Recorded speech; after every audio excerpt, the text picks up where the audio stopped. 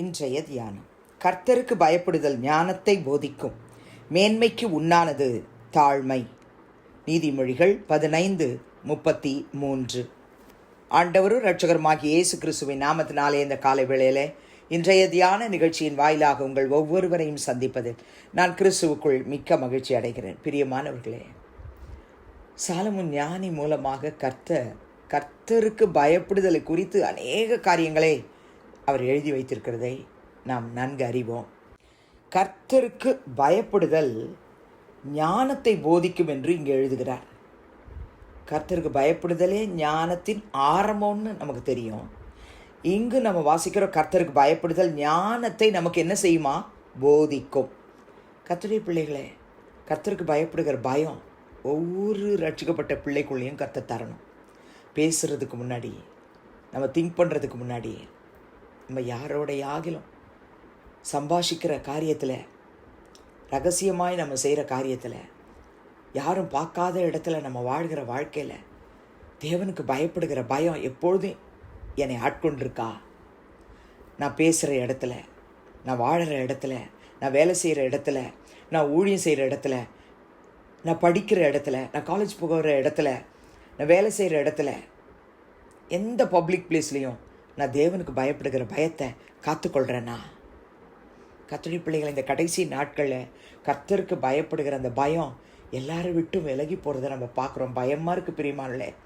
அவர் வரும்பொழுது கர்த்தருக்கு பயப்படுகிற மனுஷரை அவர் பார்க்கணுன்னு அவருடைய உள்ளத்தில் ஒரு ஏக்கம் இருக்கும் இல்லையா?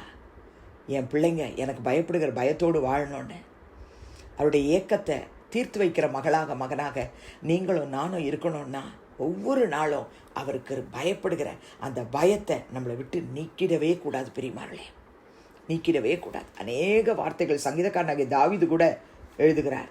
இல்லை, 111 சங்கீதம் 10 பாருங்க, கர்த்தருக்கு பயப்படுதல் ஞானத்தின் ஆரம்பம், அவருடைய கற்பனைகளின்படி செய்கிற யாவருக்கும் நற்புத்தி உண்டு, அவர் புகழ்ச்சி என்றென்றைக்கும் நிற்க. கர்த்தருக்கு பயப்படுதலே ஞானத்தின் ஆரம்பம். ரட்சிக்கப்பட்ட ஒவ்வொரு மகளுடைய வாழ்க்கையில் அவருக்கு பயப்படுகிற பயம் என்னாலும் இருக்கணுன்றது தான் இன்றைக்கி நம்ம மனதில் வைத்து ஜெபிக்க போகிறோம். 34 சங்கீதம் 11 தாவீது எழுதுகிறார், கர்த்தருக்கு பயப்படுதலை உங்களுக்கு போதிப்பேன். முன்பாகம் பிள்ளைகளே வந்து எனக்கு செவி கொடுங்கள், கர்த்தருக்கு பயப்படுதலை உங்களுக்கு போதிப்பேன். அந்த போதனையை நம்ம விரும்பணும். இன்றைக்கி நிறைய பேருக்கு கர்த்தருக்கு பயப்படுதலை குறித்து பேசினா, பாவத்தை குறித்து பேசினா பிடிக்க மாட்டேங்குது பிரியமானே. ஆனால் இந்த கடைசி நாட்களில் இந்த உபதேசத்தை நம்ம அதிகமாக கேட்கணும், அதை கடைப்பிடிக்கணும். யோபு புத்தகம் 28 கூட இதோ ஆண்டவருக்கு பயப்படுதலே ஞானம், பொல்லாப்பை விட்டு விலகுவதே புத்தி என்றார் என்று சொன்னான் என்று பார்க்கிறோம். கர்த்தருடைய பிள்ளைகளே, கர்த்தருக்கு பயப்படுவதே ஞானம். கர்த்தருக்கு பயப்படுவதே ஞானம். இந்த ஞானம் நமக்கு தேவை. ஞானம்னு சொன்னாலே இயேசு கிறிஸ்து தான். அவர் தான் ஞானம் பிரியமானே. ஞானமாகி இயேசு கிறிஸ்து நமக்குள்ளே இருப்பாரானா, அவர் எப்படி பிதாவுக்கு பிரியமானவராக வாழ்ந்தார் அதே போல் வாழ நமக்கும் உதவி செய்வார் பிரியமானே. நீதிமொழிகள் 18:12 அழிவு வருமுன் மனுஷனுடைய இருதயம் இருமாப்பாயிருக்கும், மேன்மைக்கு முன்னானது தாழ்மை என்று சொல்லி நம்ம பார்க்குறோம்.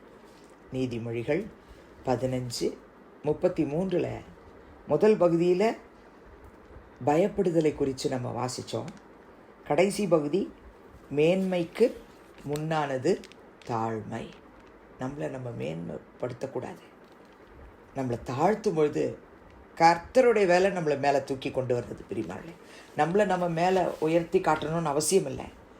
நம்மளை உயர்த்துறவர் கர்த்தர். ஏன்னா லூக்காவின் சுவிசேஷம் 14:11 இயேசு கிறிஸ்து சொல்கிறாரு, தன்னைத்தான் உயர்த்துகிறவன் எவனும் தாழ்த்தப்படுவான், தன்னைத்தான் தாழ்த்துகிறவன் உயர்த்தப்படுவான். நம்ம உயர்த்தணும்னு அவசியம் இல்லை.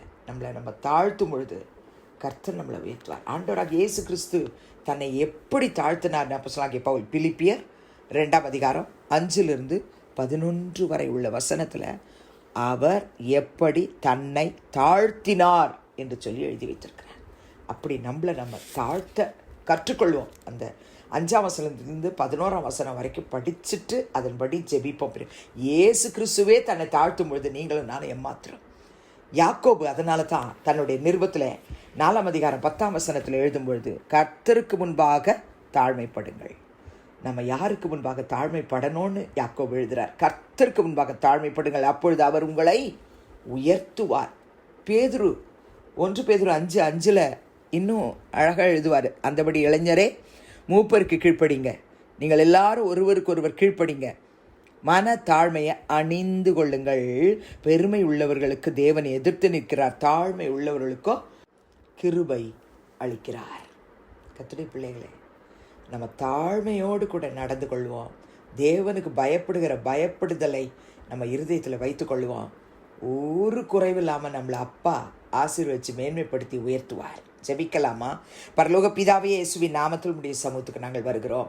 கர்த்தருக்கு பயப்படுதலே ஞானத்தை போதிக்கும் என்று தியானிக்கிறோம். ஆண்டவரே, எங்கள் ஒவ்வொருவருக்கும் இந்த தேவனுக்கு பயப்படுகிற பயத்தை கற்றுத்தாரும். தீமையை விட்டு விலகக்கூடிய கிருபைகளை தாரும். ஏசப்பா, ஒவ்வொரு நாளும் கர்த்தருக்கு பயப்படுதலை எங்களுக்கு போதிங்க. அப்பா, கர்த்தருக்கு முன்பாக எப்பொழுதும் எங்களை தாழ்த்தவும் எங்களுக்கு சொல்லித்தாங்க.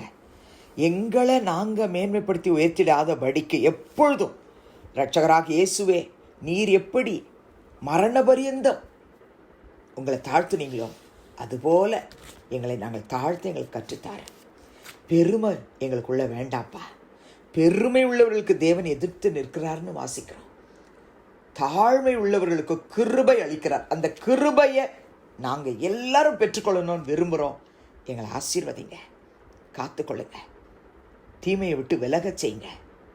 இயேசுவின் நாமத்தில் வேண்டிக் கொள்ளுகிறோம் பிதாவே, ஆமேன். கிறிஸ்துவுக்குள் பிரியமானவர்களே, இந்த நாளில் கர்த்தர் தாமே உங்களோடு கூட இருப்பாராக, உங்களை ஆசீர்வதிப்பாராக, உங்களை நடத்துவாராக. ஆமேன்.